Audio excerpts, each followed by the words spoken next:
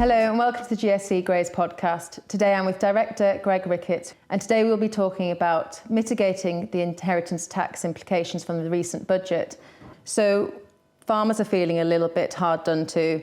They're feeling like their businesses are being attacked. What are you firstly seeing on farm? I mean, obviously everybody's completely shocked and taken aback by the implications of the budget, particularly APR and BPR, which is going to have significant impact on farmers' succession plans and those kind of things. And there are also some farming businesses who are really going to get hit, where perhaps the older generation have hung on to farms.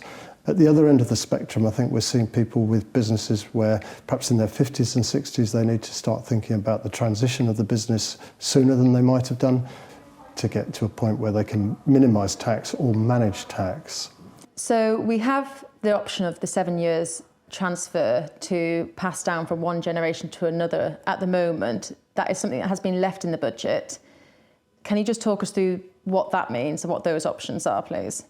My understanding on the potentially exempt transfers, PETs as they're referred to, is that there's a 7-year transition where if you hand over assets, you can avoid inheritance tax liabilities, but the tax relief is tapered down over a period of time, and you have to survive 7 years before it's completely clear of inheritance tax.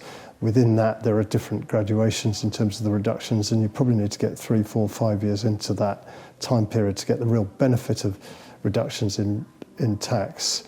There are ways around paying that. It doesn't have to be paid in one lump sum. Can opt to pay over a 10-year period, subject to the affordability and the profitability and cash generation within the business, but it doesn't have to be paid immediately. So there's also a good number of reasons that we do succession planning successfully.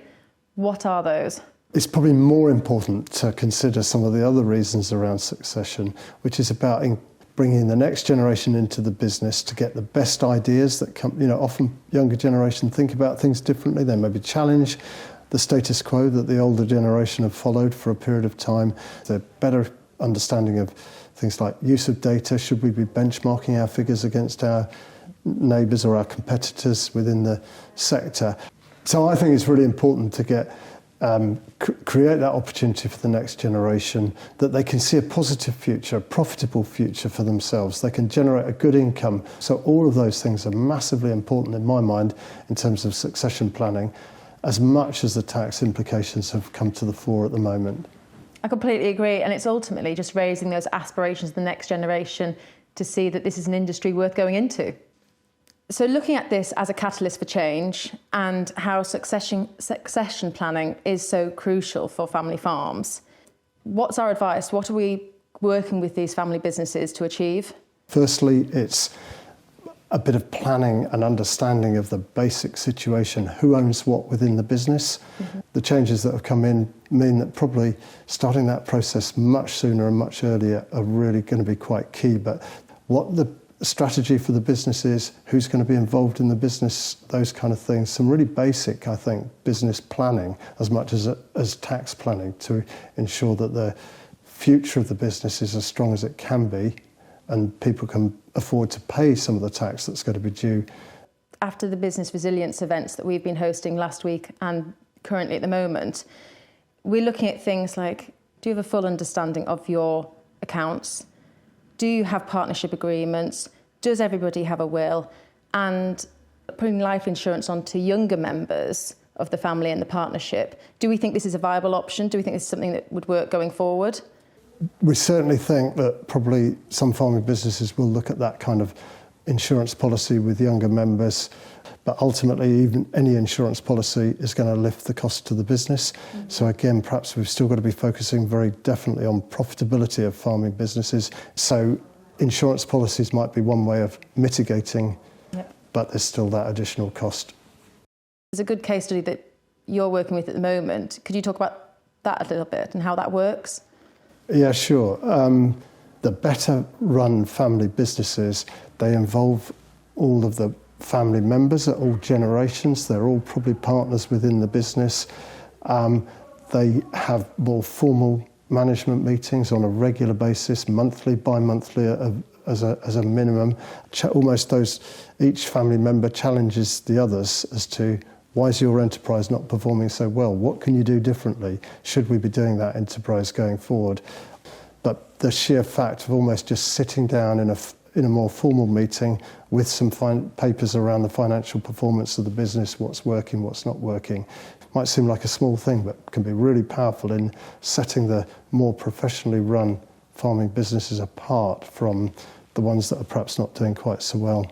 And I think what we're worried about is upsetting family members, because these things are family businesses, and even though we may disagree with some people, we then don't get to go home to our own houses sometimes and separate from them that evening or that week like you would do a normal business relationship with a colleague. So where do we start? What are the starting processes? Quite often in a farming situation, there's a bit of disagreement over something, but nothing's really said. Yes. And it sort of rumbles on, and it could rumble on for a few weeks, it could rumble on for a few years, but usually where things rumble on, they build up, and then there's an almighty great explosion and everybody's falling out. Whereas if you have that more structured approach to management, getting people involved at an earlier stage, regular meetings, everything's discussed, nothing should be off the table around the business. Almost you can take away some of the heat of the conflict that can arise at a later stage. So I'm a big advocate of bringing people in as sooner rather than later, in their 20s, I think. Not necessarily in terms of equity and partnership, but perhaps in terms of management.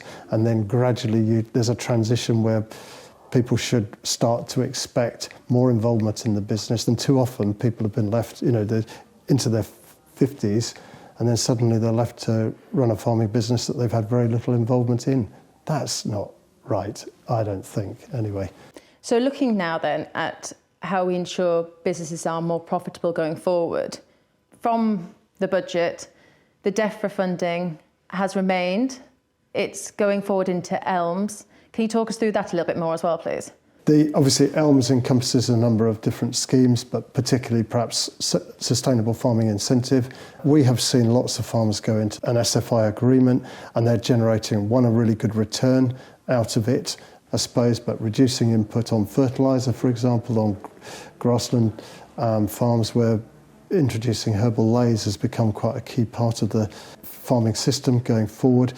For some, that means a little bit lower income, but reduced cost leading to a higher profit situation. So there are good opportunities out there for those schemes. Thank you very much, Greg. It's been an informative chat about succession and how to hopefully make businesses within the industry more profitable. And thank you very much for listening.